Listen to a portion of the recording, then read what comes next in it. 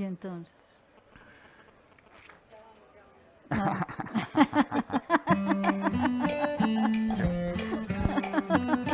Ya están dispuestos, que soy papel, capítulo y risa, tinta y mantel. Ya está la idea, hecha canción, y la cuartilla y el corazón.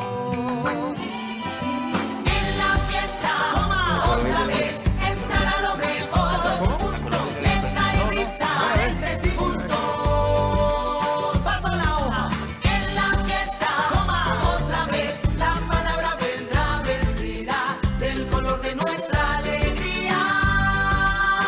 Repito el título. En la fiesta, otra vez, estará lo mejor, los puntos, letra y risa, paréntesis, puntos. Paso la hoja.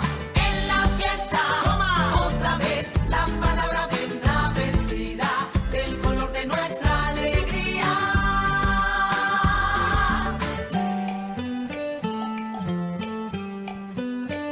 Muy buenas noches. En Medellín vamos bien y la primera invitación para que todo siga así de bien es que mantengamos nuestro tapabocas puesto cubriendo boca y nariz, al igual que nuestras manos limpias y desinfectadas. Recordemos usar alcohol o antibacterial. Las palabras palpitan, nacen a cada instante, se transforman, nos enseñan de eternidad.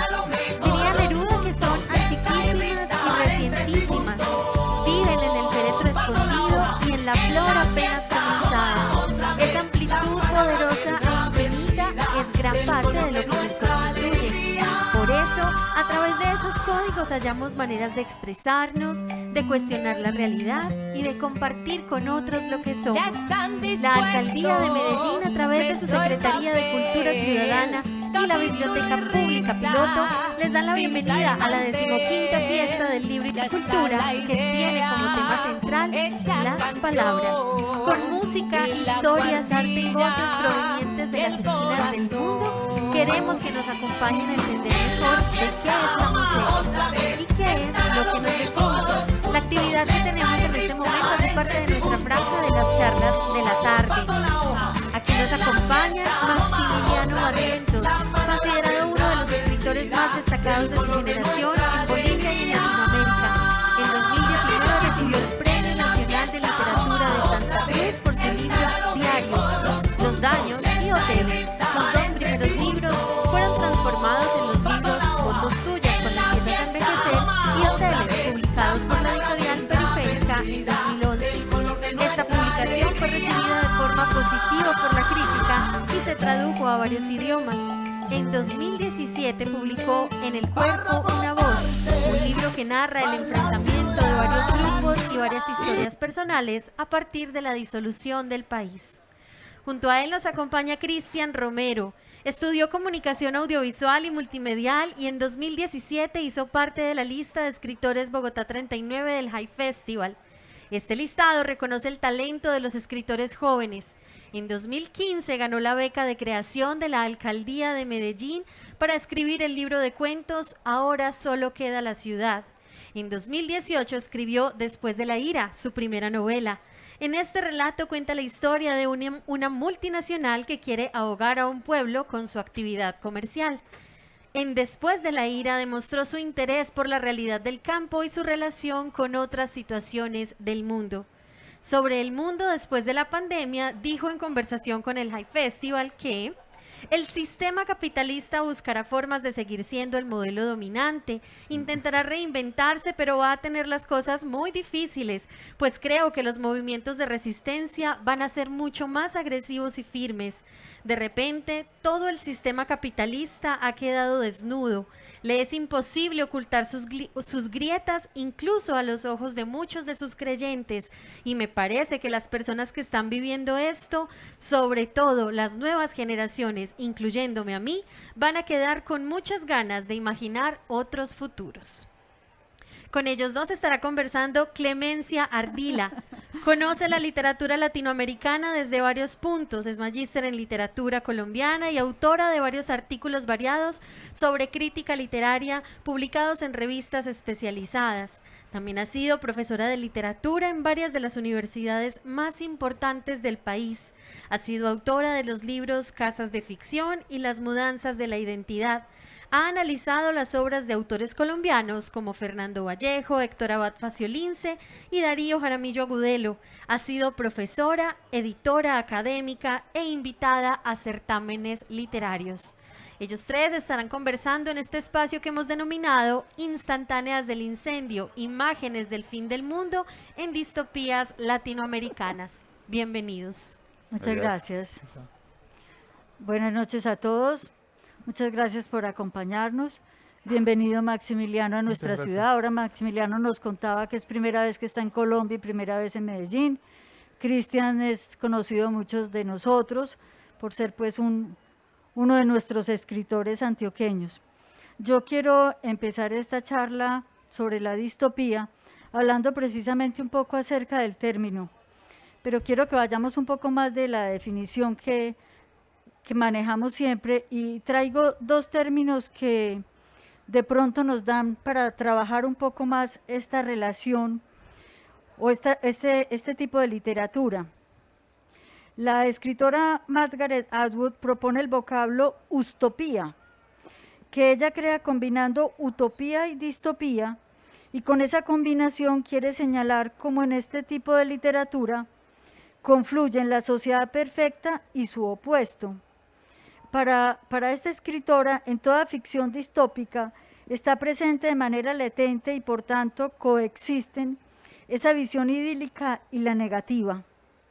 ¿Qué piensan acerca de esta propuesta, de este nuevo término que ella propone, ustopía, de esa fusión y coexistencia en las novelas, de esa visión positiva, idealista, que es la utópica, y esa visión negativa, que es la distópica?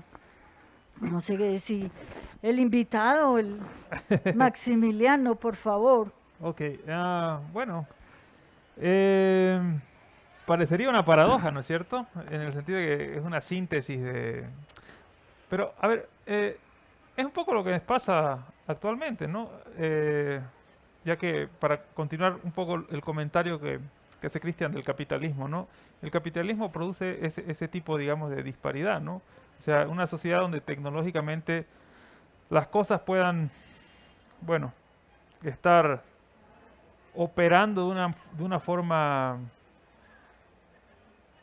bueno, tecnológicamente hablando óptima, pero los beneficios sí van a ser para unas élites, ¿no? Y la mayoría va a estar con una precariedad. O sea, el neoliberalismo en cierta medida vendría a ser, digamos, una especie de síntesis de lo que está hablando Margaret Atwood ahí, ¿no? Algo que me gustaría también sí remarcar es que tanto la distopía como la utopía es una forma de pensar el futuro, ¿no es cierto? Y a mí me gustaría, creo que es algo que es urgente por lo que se está dando en la actualidad, es que quizás la capacidad de imaginar el futuro está en crisis, ¿no? Quizás ese hábito de imaginar el futuro es algo que pertenece a una época anterior. ¿Cuál sería la última novela, o cuál sería el último género que imagina el futuro como tal, más allá de una forma distópica o utópica? No sé, se me hace que por ahí el cyberpunk, ¿no? Exacto. Pero luego, ¿qué viene? Viene toda esta narrativa de la catástrofe, del colapso, como un síntoma de esa capacidad, digamos, de imaginar lo que puede pasar luego, ¿no? Y la pregunta es, ¿a qué se debe todo esto, ¿no? ¿Qué es lo que hemos perdido? ¿Qué es lo que ha hecho que hayamos perdido nuestra capacidad de imaginar el futuro, ¿no? Incluso hay mucha gente que dice que quienes todavía siguen imaginando el futuro es la derecha, ¿no? O la ultraderecha, si uno piensa, digamos, toda esta... Hay un libro interesante de este periodista argentino, se llama Pablo Stefanoni, que se llama la rebeldía se convirtió de derecha, donde parte de la tesis trabaja esa, ¿no? Que quienes imaginan ahorita el futuro son grupos la izquierda se ha quedado como en su fase más crítica y negativa en ese sentido de no proponer un escenario, ¿no? Y me parece que eso un poco se está viendo en los universos de la ficción, ¿no? Donde hay esta obsesión por el colapso que también implica esa incapacidad de la imaginación, ¿no? Entonces creo que es también un síntoma cultural, ¿no? Ujú. Va por ahí mi idea. ¿Tú qué dices, Cristian? Bueno, buenas noches. Pues pues, lo de crear un nuevo término, no sé, pues yo lo que entiendo de una distopía, lo que he entendido y muy en consonancia pues con lo que explicaba Maximiliano, es que una distopía es finalmente una falsa utopía, ¿sí? O sea, está la utopía, la distopía y la antiutopía. Eh, Antiutopía es cuando ya todo está llevado al carajo, ¿cierto? Esa catástrofe, ya como que no hay por dónde recomponer las cosas. Y la distopía es precisamente una antiutopía, es decir, es una supuesta utopía, pero montada en un discurso de manipulación y montada en un discurso de opresión, y que eso lo podemos ver fácilmente en esas, o sea, es una forma muy fácil de ejemplificar, es 1984, Fahrenheit 451, Un Mundo Feliz, que son unos mundos construidos en donde toda la sociedad cree que está viviendo en el mundo perfecto, y de repente hay un personaje que se pilla una grieta y dice, no, espere, eso no es tan así. Ujú. ¿Qué hay afuera de ese discurso, de esos márgenes que están enmarcando esta supuesta utopía? Claro, es difícil pensar en estos momentos una distopía en los términos en que se pensaban en la primera mitad del siglo XX, Ha cambiado la distopía. porque en esos momentos las distopías, o sea, hacían referencias a unos poderes totalitarios con una única cabeza, un único, digamos, alguien que estaba ahí mandando, el gran hermano, o no sé, lo que fuera en O la cada... presencia omnipotente del Estado, por Ahora ejemplo. la distopía, o sea, ya no hay una única cabeza, es una cosa, ¿cierto? Eso es el neoliberalismo, ¿cierto? El sistema del capital es una cosa, un montón de cabezas y que ahorita, retomando esto que decías del cyberpunk, en los 80 decían, creo que era William Gibson el que decía, es que el cyberpunk el futuro ya llegó, es solo que está mal repartido. Ujú. ¿Cierto? El futuro ya llegó, ya lo tenemos, ya está acá, está mal repartido. Y eso es el capitalismo, ¿cierto? Entonces, claro, el capitalismo alimenta su discurso de decir como que es la única alternativa posible. Y allí, pues, claro, citando a Mark Fisher, que ahorita también está como muy en boga, en su libro de Realismo Capitalista, él decía, pues, se habla de que el capitalismo nos tiene tan encerrados en su marco, en su discurso, que creemos que salir de ahí es imposible. Y tal vez la única forma de salir de ahí, como que nos imaginamos, es como destruir todo y volver a empezar. Sí, es como que, o sea, es tan brutal toda esa narrativa del capitalismo que nos es muy difícil pensarnos por fuera de y proponer unas alternativas a eso. Eh, y claro, pues eso es básicamente la distopía en la que estamos viviendo. Y ahorita, pues retomando, claro, acabamos de pasar una pandemia donde al principio todos pensamos, ya, aquí fue, esto se va. Pero también nos dimos cuenta de esa capacidad, esa plasticidad del capitalismo para adaptarse y amoldarse y acomodarse. Y sin embargo, yo creo que esos coletazos, pues, sí abrieron unas grietas inmensas que sí nos está haciendo pensar de alguna manera. Claro, ¿cuál es ese futuro? Y también estoy de acuerdo con lo que dice Maximiliano, es urgente que nos pongamos a pensar el futuro. Y sobre todo que yo creo que es muy difícil, o sea, nosotros como países latinoamericanos, eh, porque la ciencia ficción o lo que se ha imaginado los futuros, siempre son cosas que en su mayoría hemos consumido anglosajonas o europeas, o no sé, japonesas, ¿cierto? Los japoneses están obsesionados con el fin del Sí. mundo porque ya lo han vivido varias veces con bombas atómicas, terremotos, y por eso vemos en las historias suyas unas cosas impresionantes, en el anime, no sé, en el manga. Y acá en Latinoamérica nosotros hemos visto, pero igual, aquí hay mucha gente que se ha intentado imaginar, ¿cierto? Futuros, en la ciencia ficción latinoamericana, distopía, y proponer alternativas. Una autora que yo creo que se acerca mucho a eso, bueno, no es latinoamericana, es Úrsula Le Guin, ¿cierto? Que se acerca un poco a proponer alternativas en sus narraciones, no sé, en El nombre del mundo es bosque, en Los desposeídos, en La mano izquierda de la oscuridad, y en muchos de sus libros ella trata de proponer unas alternativas. Claro, la respuesta es difícil, y más no para nosotros. Bueno, ¿cuál es ese futuro? Colombia, nosotros que venimos viviendo una guerra desde hace muchísimos años, la tenencia de la tierra aquí ha sido una cosa complejísima. Aquí la gente la matan todavía ¿cierto? Y la matan, y es como que lo tenemos así, y estuvimos a punto, como que firmar el acuerdo de paz lo vimos y vimos, pues pucha, aquí fue, ya como que vamos, o sea, por lo menos Ujú. vamos a poder empezar de nuevo, y de repente la derecha así como Has nos pone ese dicho, pie has encima, y dicho es hay súper un difícil. término importante, Cristian, y discúlpame que te interrumpa para que agarremos ese término de la derecha que estás diciendo y que ahora también Maximiliano hizo referencia a él. Y yo quiero traer ahora a colación otro término que lo propone ya no un escritor, sino el sociólogo polaco Zygmunt Bauman.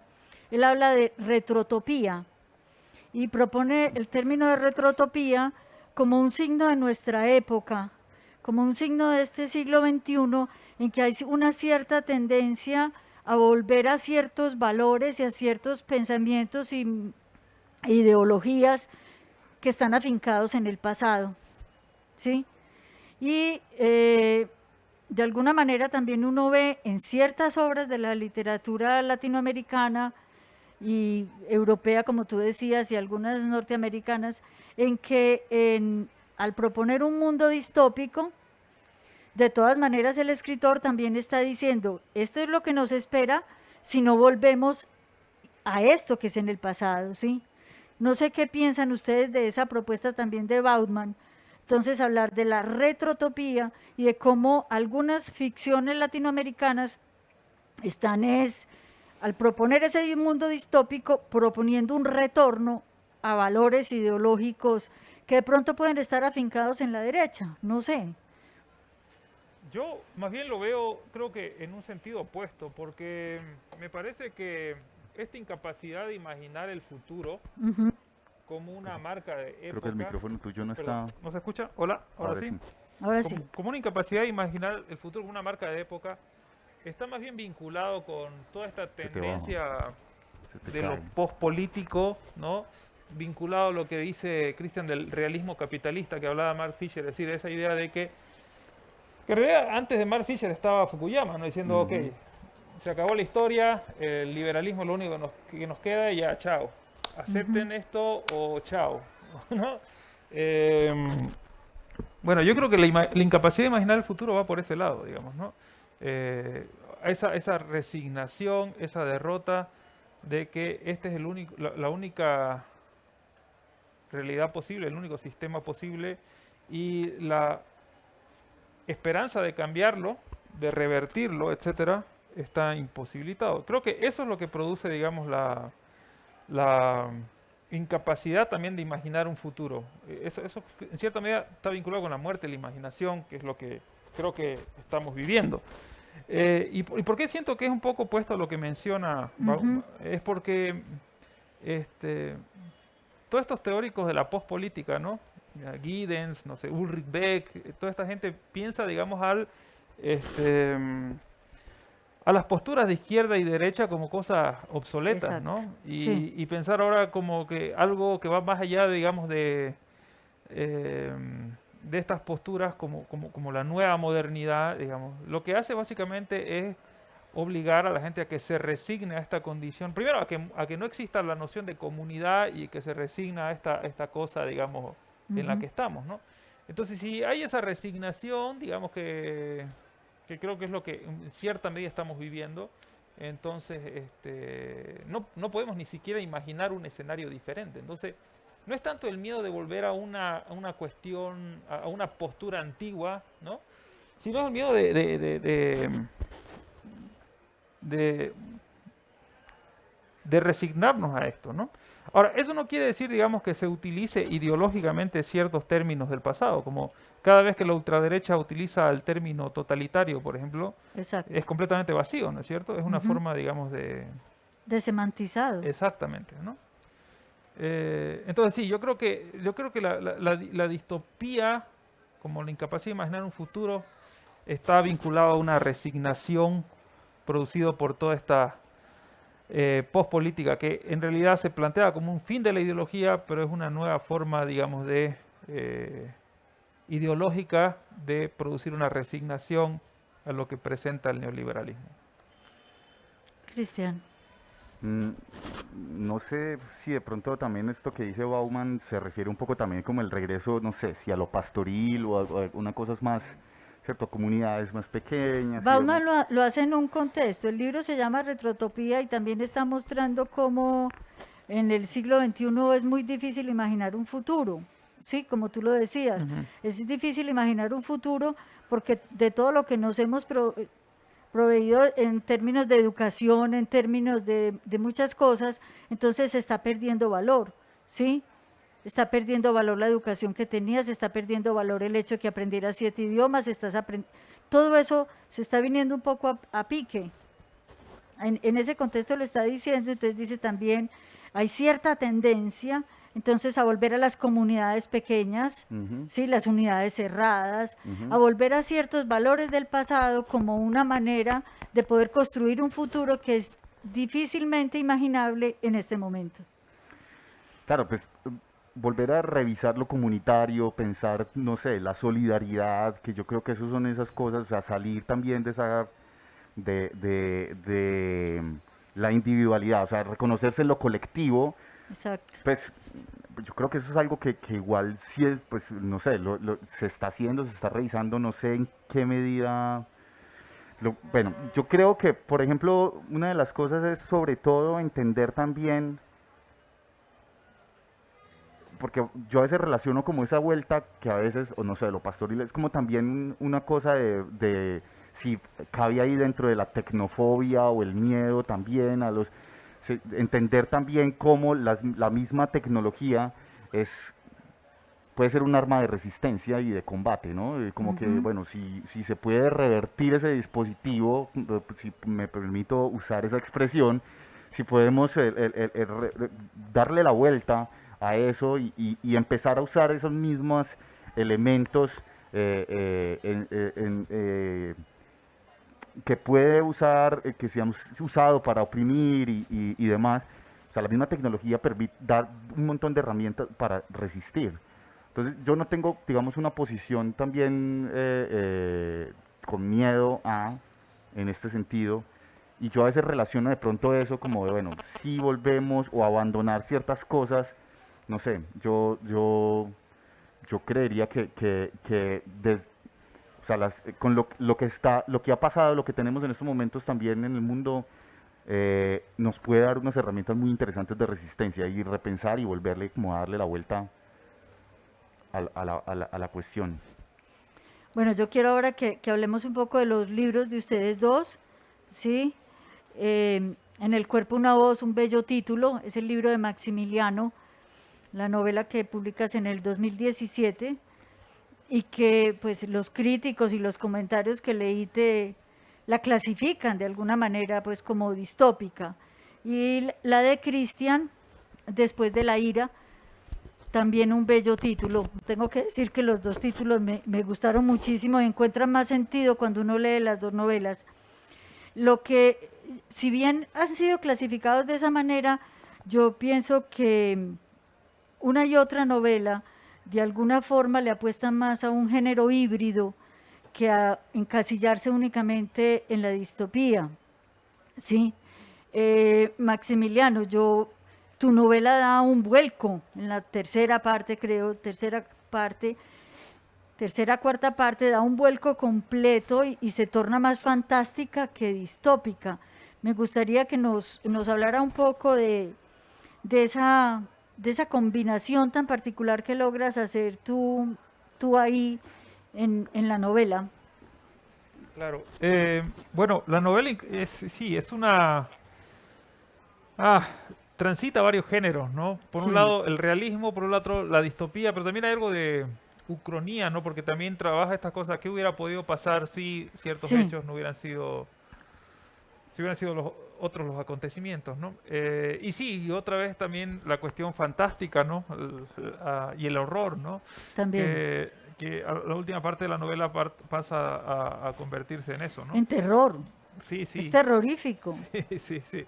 Eh, bueno, yo entiendo los géneros como una convención, ¿no? Y una convención que tiene ciertas normas, ciertas reglas, eh, que están ahí para ser rotas, ¿no?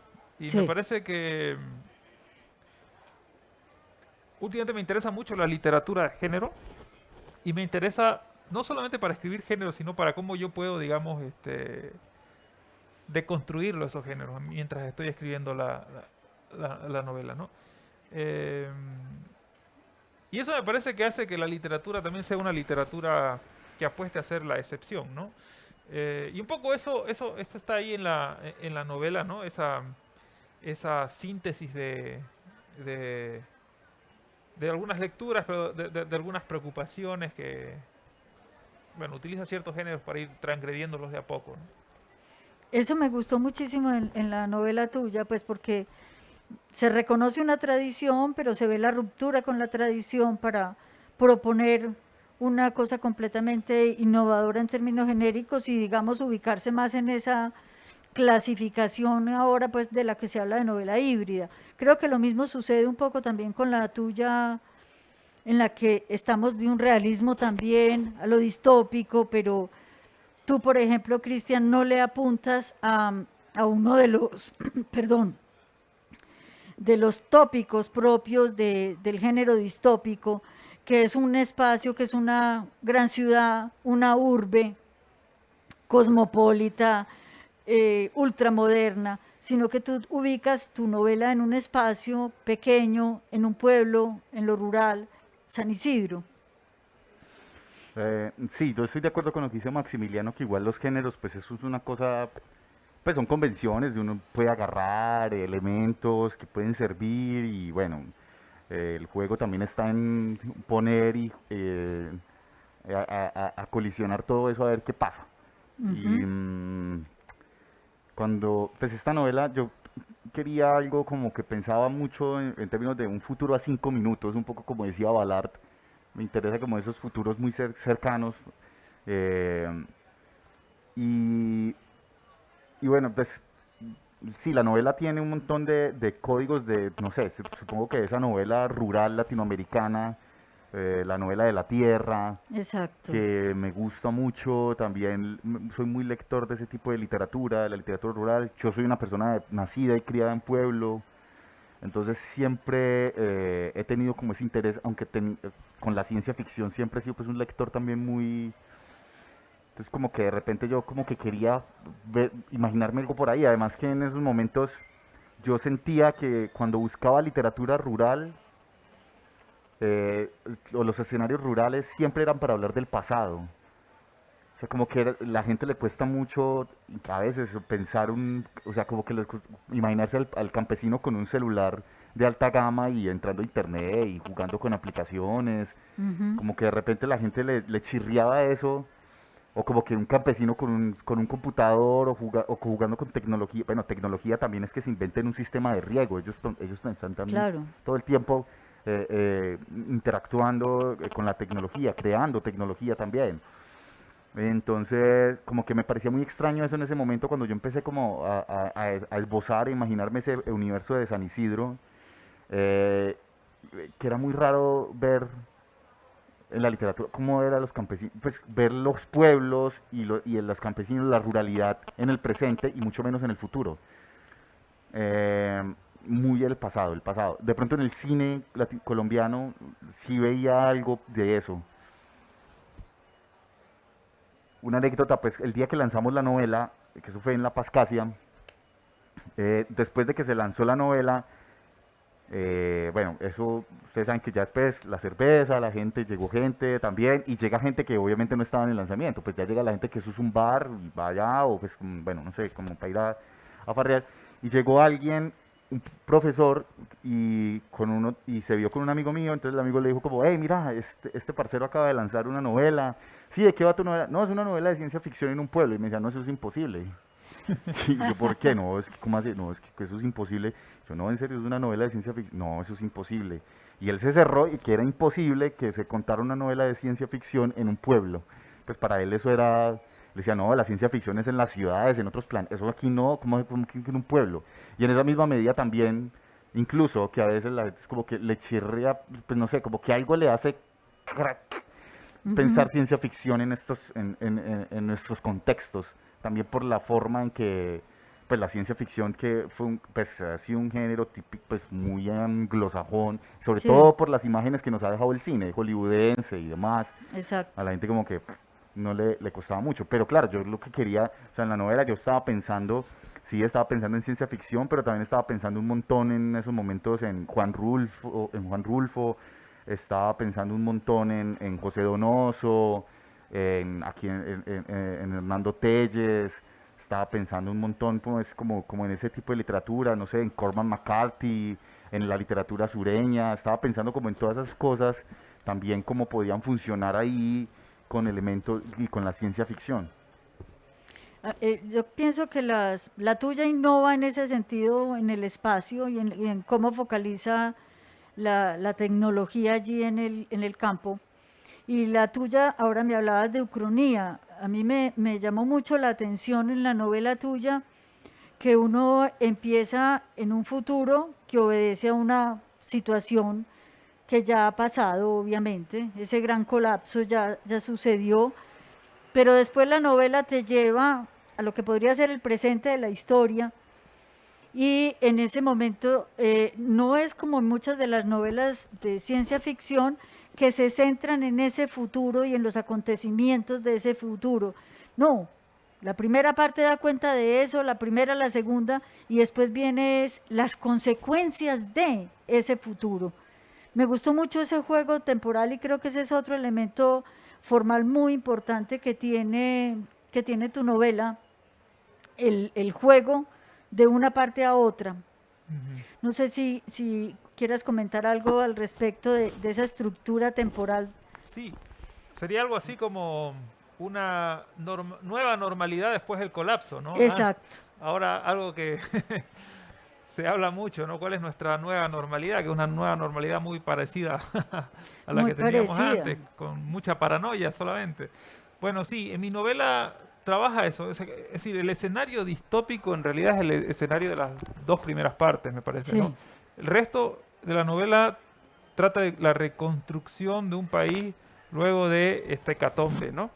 Eh, por eso, buena parte de la novela también implica un trabajo con la memoria, ¿no? ¿Qué sería la memoria colectiva después del colapso? Porque esa nueva normalidad siempre está en vinculación con la memoria, ¿no? exacto.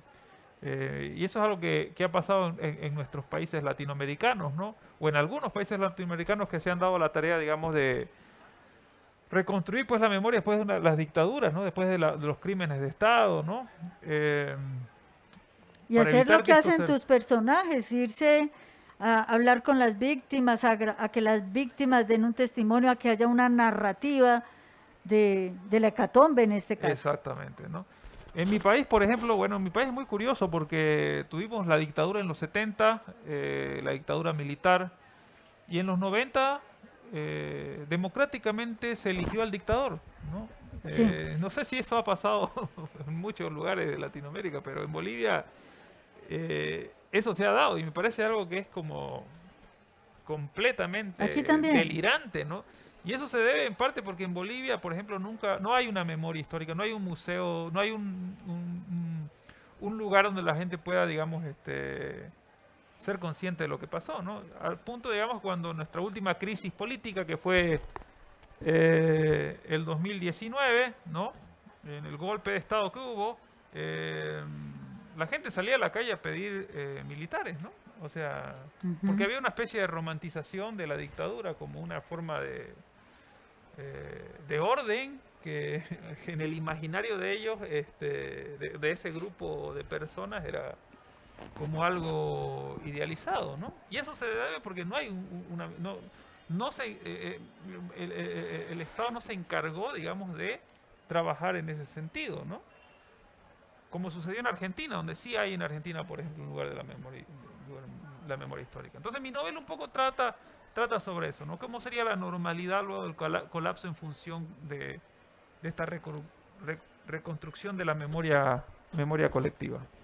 Y el juego temporal apunta a eso también. Sí, el juego temporal apunta a eso. Digamos que la novela está, digamos, montada en distintos Sí. bloques, ¿no? Donde proponen, digamos, también estéticas diferentes, ¿no? Hay momentos que son completamente fragmentarios, que son más que todo de la memoria delirante de uno de los personajes, ¿no? Y bueno, las últimas partes es la parte fantástica, donde hay este juego con las voces. eh, pero esas dos primeras partes está sobre la cuestión social y sobre la cuestión de la memoria, que son cosas que Hay, me hay un interesaban. asunto, ya hablando en términos temáticos, no formales, porque si bien, digamos, eh, tienen dos tipos de novelas muy distintas en términos de la ciencia ficción. Tú le apuntas a la tecnología, le apuntas al medio ambiente en tu novela, la tuya da más cuenta de una situación social, política. Hay dos temas que a mí me parecieron que ustedes dos comparten y que lo hacen de manera muy especial. El primero de ellos es el cuerpo enfermo, es el cuerpo que está manchado, en el caso de Liliana, de cómo todos los fertilizantes y esos, perdón, le van invadiendo el cuerpo, la van manchando. Es el cuerpo que sufre, es el cuerpo enfermo, es el cuerpo que se llega a comer, porque este general, sin hacer el spoiler de la novela de Maximiliano, ¿sí? Pero hay un general muy particular que una de sus formas de tortura es el canibalismo. Entonces es el cuerpo enfermo, es el cuerpo habitado por la voz. Ese tema del cuerpo me parece que es importante en ustedes dos. Me gustaría que me hablaran un poco acerca de eso, porque veo que y no solamente en las novelas, en los cuentos que leí también de ustedes dos, el cuerpo juega un papel muy importante. Dale, pues el que quiera.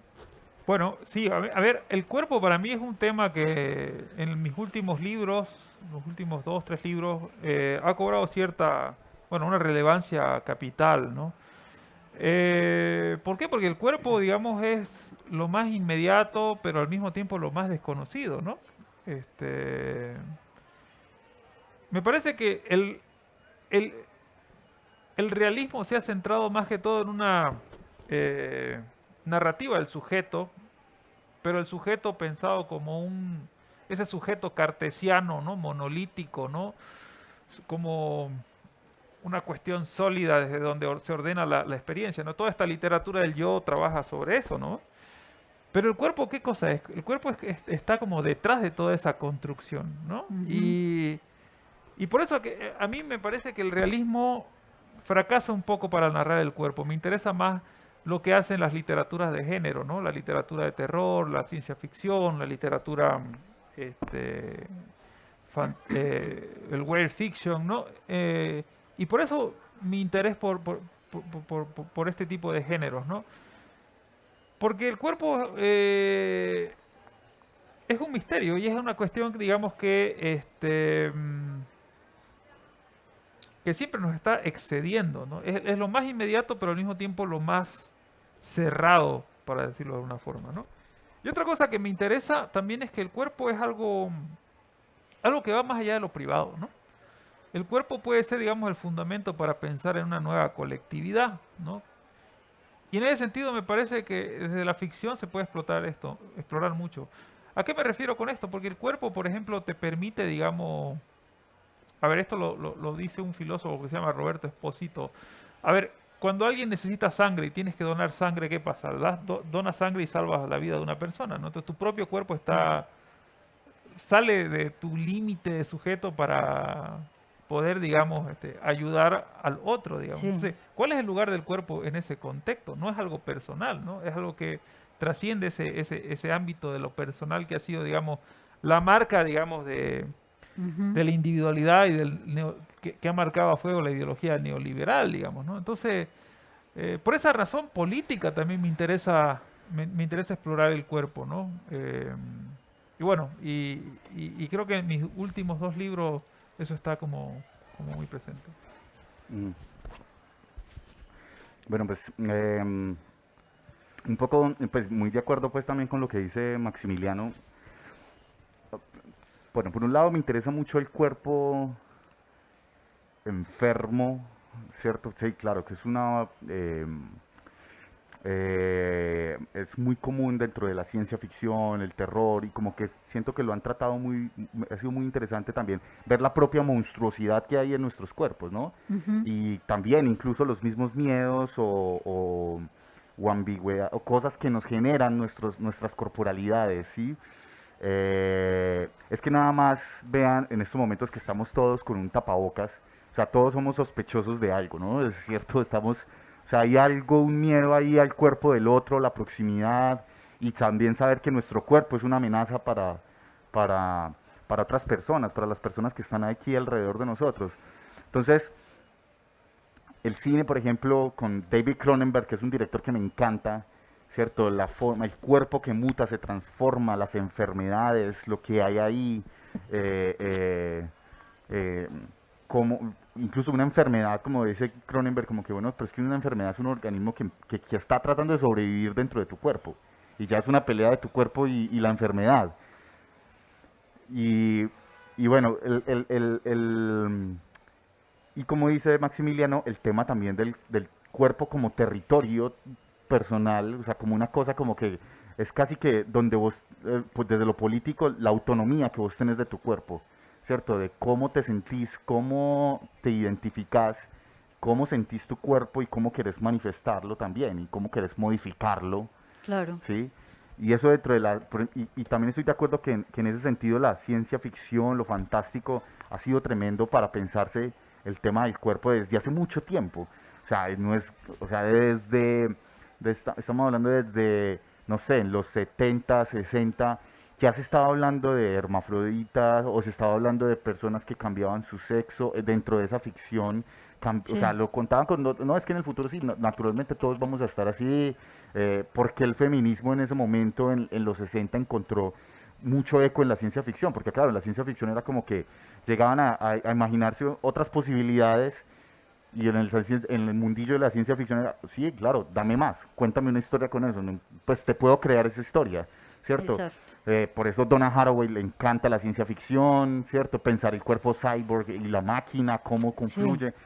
No sé, creo que todo esto dentro de la ciencia ficción ha sido tratado de una manera pues muy interesante y pues siempre he tenido como esa pregunta, ¿no? Del cuerpo que se transforma, el cuerpo que enferma, por ejemplo en el caso de Liliana, claro, Ujú. los cuerpos de esos personajes en San Isidro es también como finalmente que lo que hablaba ahorita, como que si el cuerpo es como lo más íntimo en donde tú puedes tener como una agencia de tu cuerpo, de lo que es tuyo, y tal vez donde vos puedes hacer pequeñas revoluciones al decir, manifestar cómo te quieres ver, como que el hecho de que, por ejemplo, en un pueblo como San Isidro, con una multinacional como Semina, ahí con los cultivos transgénicos y que el cuerpo se empieza a enfermar, es casi como que, bueno, te están quitando ya lo Sí. último, tu última bastión de resistencia y cómo los personajes reaccionan ante eso, cómo también empiezan a reinterpretarse,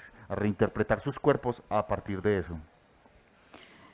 Nos queda muy poco tiempo, pero pues nos quedan 8 minuticos, no sé, se me quedaron varios temas. Yo eh, sí les recomiendo a todos pues la lectura tanto de las novelas de Maximiliano como las de Cristian.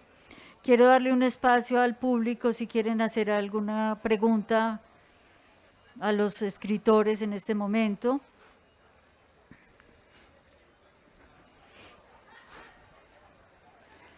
¿Algún comentario, alguna pregunta? O si les parece, cerramos con, yo quisiera que ellos leyeran un fragmento para que ustedes también conozcan la voz del novelista y precisamente acerca de este tema del cuerpo que está muy unido a otro tema del que no tuvimos pues tiempo como de hablar ahora, que es el de la voz, el de la violencia, perdón. No sé, Maximiliano, si te parece este fragmento o si Sí, quieres claro. leer otro, No, lo que el usted de, el de, Sí, claro. no sé, ¿te parece Sí, este? sí, sí, sí, por supuesto. Bueno, los churrascos empezaron desde temprano y el humo se elevó por el aire, el hedor de la carne, rostizándose a fuego lento, se expandió por los alrededores.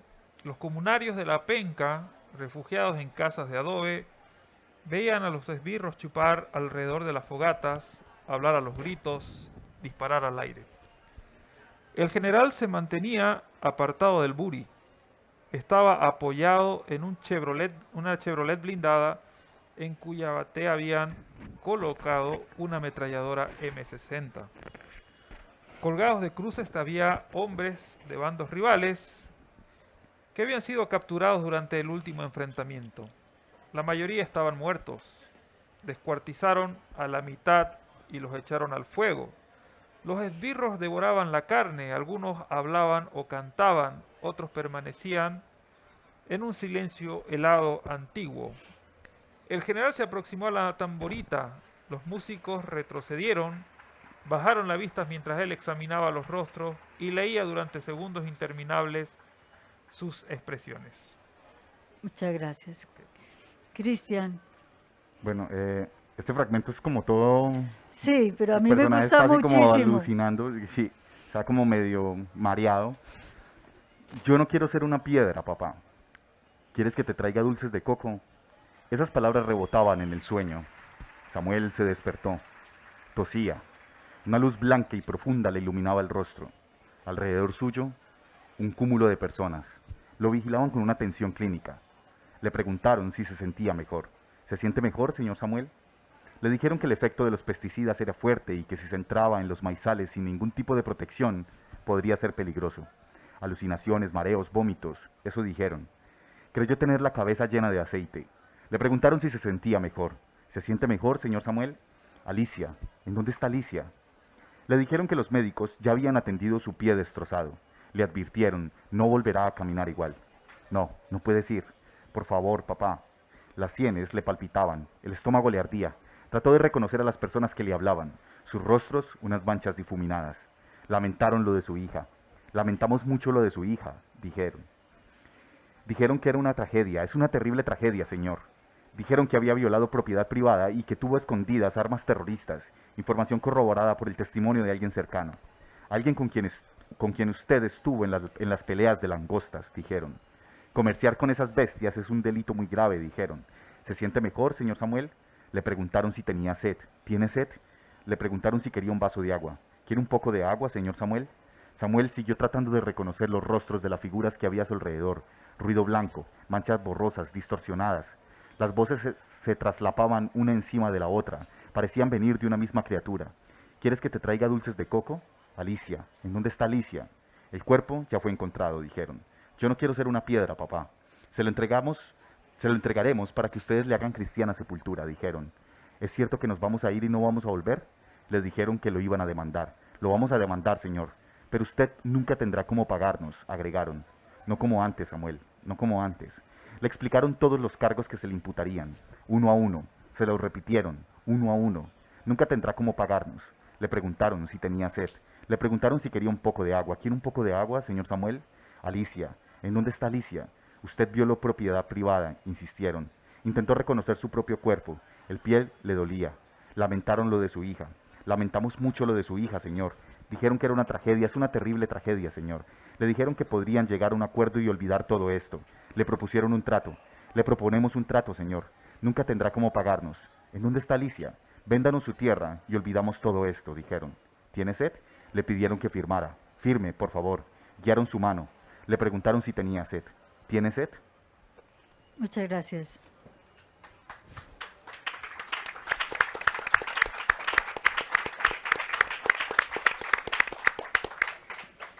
Bueno, nos quedan 2 minuticos. No sé si alguien tiene algún comentario.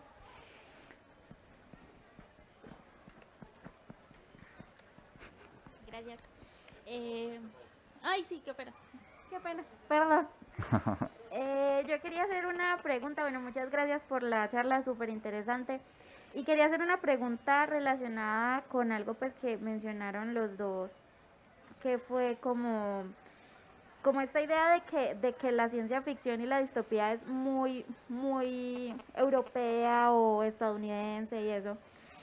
Y como que hay pues una compilación que no me acuerdo, creo que es del Tercer Mundo Después del Sol, que es de ciencia ficción latinoamericana. Ve al editor ahí. Hola. Entonces, en este libro pues se habla un poco de la diferencia entre la ciencia ficción latinoamericana y la ciencia ficción estadounidense. Entonces, yo pues quería preguntarles para ustedes cuál es esa concepción de la diferencia que puede haber entre la ciencia ficción latinoamericana y la anglosajona, tal vez, por llamarla de alguna manera, y por qué creen que existe pues esa diferencia en los dos géneros, por decirlo así. Gracias. Está dura. Hágale, Maximiliano. Bueno, es que yo no es que, de hecho yo no soy un escritor de ciencia ficción, pero bueno, a ver, puedo un poco tratar de... Lo que pasa es que creo que hay como un prejuicio de que la ciencia ficción solo es posible en países industrializados, donde la economía, digamos, ha producido cierto nivel de acumulación, digamos, que permite, digamos, ese tipo, digamos, de escenarios posibles, ¿no? A ver, la ciencia ficción se define básicamente por eso, ¿no? Un, un futuro que está basado en ciertas, digamos, probabilidades lógicas también, ¿no? A diferencia de la fantasía, donde, digamos, los acontecimientos que aparecen, digamos, no pueden ser, carecen de esta probabilidad, ¿no es cierto? Bueno, pero eso en cierta medida también es un prejuicio que está vinculado a cierta visión un poco imperialista del mundo, ¿no? Porque deja fuera, digamos, de, como decía Cristian hace un momento, la posibilidad de que lo rural, digamos, esté vinculado con esta cuestión, digamos, de lo posible, ¿no? Y me parece que hay toda una riqueza ahí de narrativa que creo que se puede dar, ¿no? Y especialmente en Latinoamérica, ¿no? No sé si... Yo creo, bueno, yo creo que la ciencia ficción latinoamericana ha sido una cosa muy de distopías políticas, por un lado, ¿cierto? Porque, pues, ¿cierto? En Latinoamérica las dictaduras, todo eso se ha visto traducido también, porque, bueno, la ciencia ficción no es solo pensarlo desde las ciencias exactas, o también la ciencia ficción son especulaciones sociológicas, políticas, económicas, ¿cierto? Hay otras especulaciones ahí, y uno ha podido ver como en la historia esto. Pero también creo que una de las cosas interesantes en la ciencia ficción latinoamericana ha sido también cómo encontrar, o sea, darle de verdad creo que es Rodrigo en esa introducción, que él dice algo así como nosotros reinterpretamos la tecnología o la ciencia de las cosas, porque a nosotros también nos llega esa tecnología de afuera y cómo la reinventamos o la podemos hackear. También creo que una de las cosas que me parece interesante de cómo la ciencia ficción latinoamericana ha tenido algo que le empieza a dar como...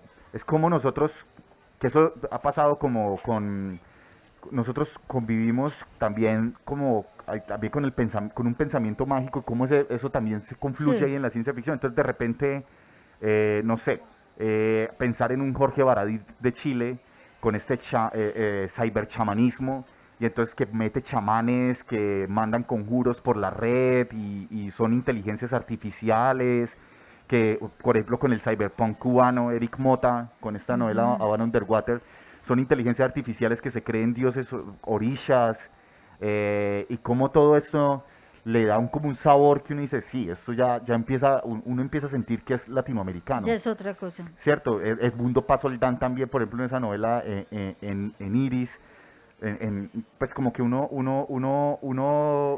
es una novela que se desarrolla en un planeta, pero uno siente ahí lo latinoamericano, con las minas, con todo recoger esa tradición de la novela minera de Bolivia y trasladarla a eso, y uno puede sentir eso ahí, que incluso también esta novela Los días de la peste, que es previa a la pandemia y uno puede ver ahí, claro, como también ese juego, creo que eso también es muy poderoso. Y lo político, pues, aunque la ciencia ficción en general, pues yo creo que es un género muy político, creo que Latinoamérica sí ha tenido ese componente muy especial, que es pensarlo muy desde lo político. Y creo por eso que el cyberpunk pegó tanto como en Latinoamérica, gustó tanto acá, como que veíamos un reflejo ahí de Latinoamérica, ese futuro con esa tecnología mal repartida, con el futuro mal repartido y como que todo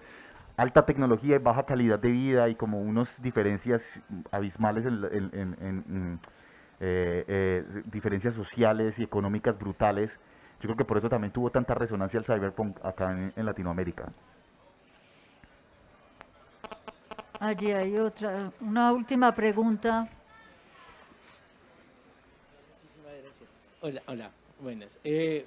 No, espero Maximiliano, que primero felicitarlo porque En el cuerpo una voz me parece que es la gran novela de la recuperación de la memoria histórica en las neodictaduras que ya no son las mismas dictaduras militares de los 70, sino que ya forman parte de otras dinámicas. Creo que es la mejor novela que he leído personalmente sobre eso y quería felicitarlo. Pero también quería hacer una pregunta a partir de eso. Hay como una tradición literaria en América Latina sobre la novela de los dictadores, las novelas de las dictaduras y los totalitarismos que crearon entre los 60s y 70s un montón de novelas, pero pareciera que ahorita hay unas neodictaduras que ya son democráticas, como decía Maximiliano, que en muchos casos están sustentadas por el narcotráfico y por un montón de dinámicas extrañas. Y pareciera que la ciencia ficción es la que está... Voy a quitarme estos gafas que se me están empañando.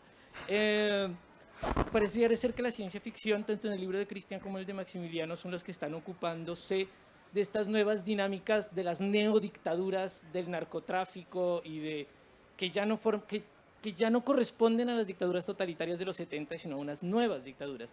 ¿Por qué pareciera ser que ese tema está, lo digo también, en El mundo pasó Soldán en Río Fugitivo, pero, Sí. o sea, ¿por qué pareciera ser que en estos espacios del no realismo es donde se está ubicando esa forma de representar llamémoslas neodictaduras del narcotráfico en América Latina, ¿no? Porque está en los dos.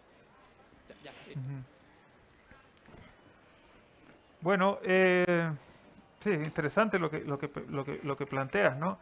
Yo creo que el realismo es un género que está un poco también... A ver, creo que el truco ideológico del realismo es pensar que no es un género, ¿no? Que es como la literatura universal, ¿no? Sí. Es decir, eso es completamente ideológico, es como eso es una cuestión canónica, mainstream, ¿no?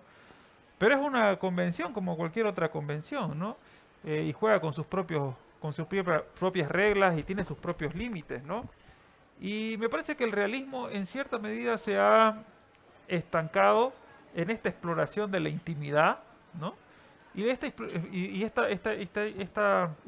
cuestión confesional que está muy vinculada a la autobiografía o a la autoficción. Creo que ese es el lugar en el cual, digamos, en estas condiciones sociales que tenemos, está actuando el realismo, ¿no? Que a mí personalmente eso es algo que ya no me interesa,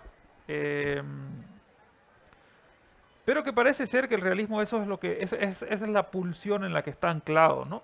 Por otro lado, lo que mencionas es cómo, digamos, lo político está siendo tratado por este otro tipo de géneros, entre comillas, menores, ¿no? Y porque me parece también interesante que esa condición no mainstream que tienen todos estos géneros le dan también cierta libertad, cierta impunidad, que cierto realismo tradicional por ella lo ha perdido, ¿no? Entonces sí, yo creo que lo político está resurgiendo, digamos, dentro de estas corrientes, entre comillas, minoritarias, ¿no? Por la misma tendencia que ha seguido, esta tendencia más confesional, intimista, el realismo mainstream, ¿no? Y yo pienso también que la ciencia ficción nunca, desde sus inicios, tiene un sentido crítico de la realidad muy particular. de pronto ha sido considerado un género menor de una manera injusta, ¿sí? Y que estas problemáticas se están tratando precisamente desde allí, aprovechar esa vena crítica tan fuerte que tiene la ciencia ficción, que nunca ha dejado de tenerla. Desde que surge la ciencia ficción hay esa intención crítica de una realidad, y más este tipo de novelas como las de Maximiliano y las de Cristian, que los invito entonces a todos a leer. A ustedes muchísimas gracias por haberme Yo quería acompañado agregar en algo esta. Dale, por favor. de lo que preguntaba Rodrigo. Un poco lo que vos decís es que igual la ciencia ficción siempre ha pensado el presente, ¿sí? Y por eso esa ciencia ficción también de los 70 pensaba como esos gobiernos totalitarios. Y de repente ahora la ciencia ficción, es lo que hace la ciencia ficción es usar el futuro para hablar del presente. Y usan ese futuro como un elemento pues ahí posible que les pueda dar las herramientas un poco, como vos decís, para jugar y casi que pasar por un ladito. Claro, yo creo que ahora